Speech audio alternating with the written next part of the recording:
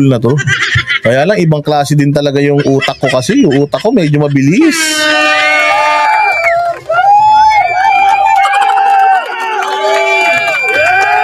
Oo, Diyos ko po. Sabi nga ni Bobo mo, attorney downgrade, naging vlogger. Parang si Mike Abe. Kung yung vlogger, naging news anchor. Si Mike Abe, news anchor, naging vlogger. Mag-collab kayo. Libayan at saka Abe. Oh, Libayan at saka Abe. Putay na, ipopromote ko yung collab nyong dalawa ni Libayan na Abe. Tsaka Libayan, mag-collab kayo ha. Pucha, gusto ko yung collab nyo parang Salumi Salvi.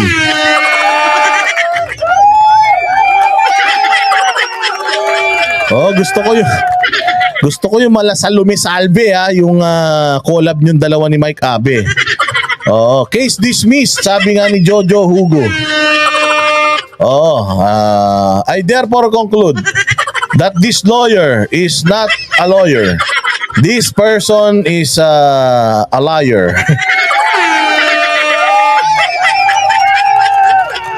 Pero ito pinakamaganda. Ito yung gusto kong marinig nyo eh. Oh, ito yung gusto kong marinig nyo ah. Sa lahat ng mga pinagsasasabi niya, ito yung gusto kong marinig nyo. Ano na dito? Yun rin yung lumabas sa balita. Okay? Paulit-ulit lang na ano. Pakinggan nyo to eh. Alam nyo yun. Kung gusto nyo matawa, panoorin nyo itong si yung tatlo na Banateros. Ganun sila, no? Kasasagot lang. Mas natawa kami sa'yo. Ay, putang ina, hindi pala nakikita. Sorry.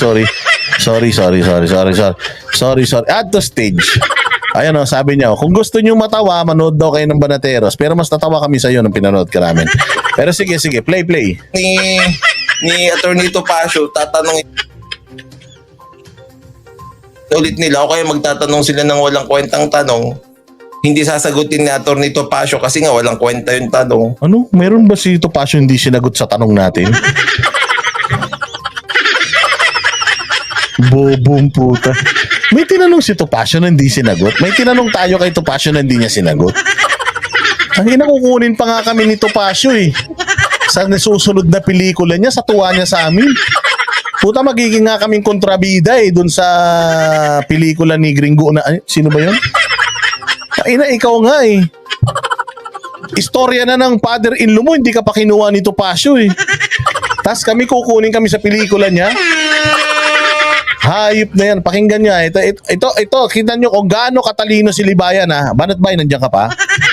Gusto ko pakinggan nyo kung gaano katalino si Banat Bay. Si Libayan. Kasi kung ang SMNI, meron silang para sa Diyos at Pilipinas nating mahal. Di ba? Ganun.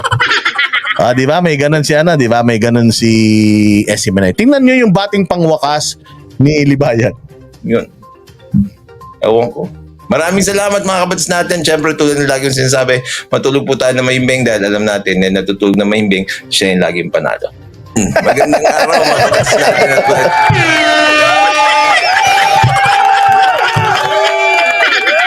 Puta, narinig nyo yung sinabi. Uulitin natin ha. Napakaganda nung sinabi niya. Ulitin natin. Wait.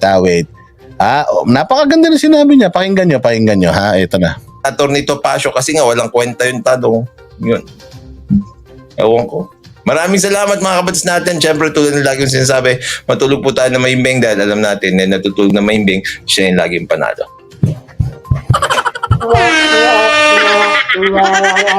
Ang galing! Ang ina, sa abogado ka, naisip mo pa yan? Di ba, ang natutulog ng mahimbing, siyang laging panalo.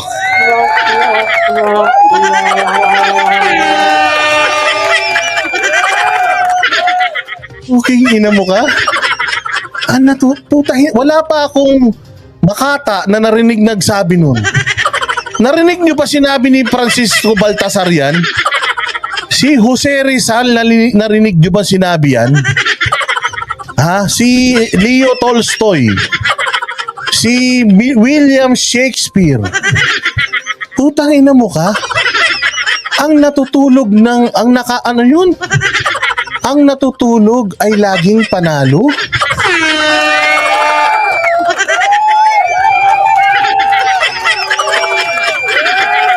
Ang inan to, sabi niya, Puta, tinalo mo yung ano ang ano yun?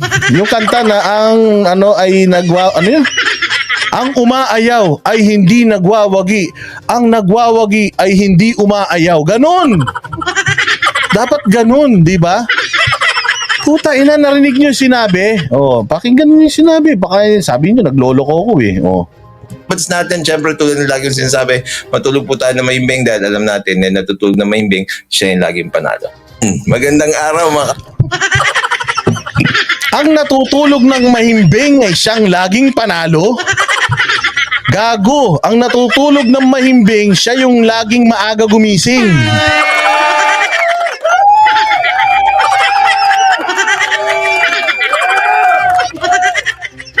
Antindi nito. Antindi. Ang natutulog ng mahimbing ay maaga gumising. Di ba? Yun yung magandang kasabihan. Puta, yung kasabihan niya. Ang natutulog ng mahimbing ang siyang laging panalo. Tangina, libayan. Sa lahat ng malalim, ikaw yung pinakamababaw. Antindi mo.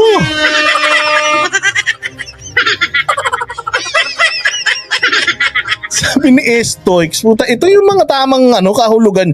Ang natutulog ng mahimbing, maraming muta.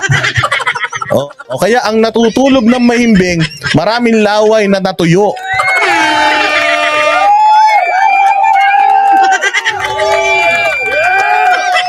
Pero ito pinakamaganda. Ang natutulog ng mahimbing, bulol paggising.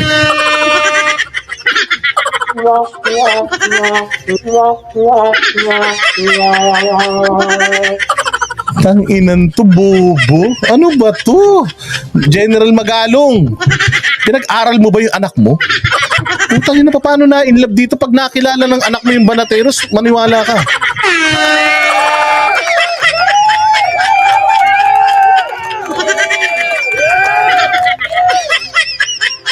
Nagulat ba kayo, Jobensya? Ang natutulog ng mahimbing. Ito ba matindi? Lagi daw niya sinasabi. Puta, akala niya siya naka-invento nun. Putangin na.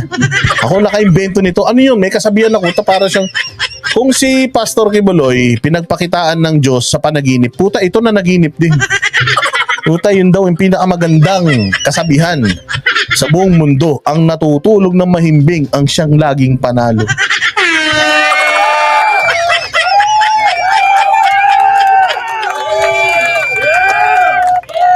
Sabi ni Zaldi, ang natutulog ng mahimbing, delikado sa bangungot. Napakabobo mo, Libayan. Mag-usap nga tayo, lika. Libayan, lika, usap tayo. Ba't ang tanga mo? Kung ano man ang gatas mo, nung bata ka, puta, dapat yan, tanggalin na yan sa market. Dahil sigurado ko, it's the milk. I think it is the milk.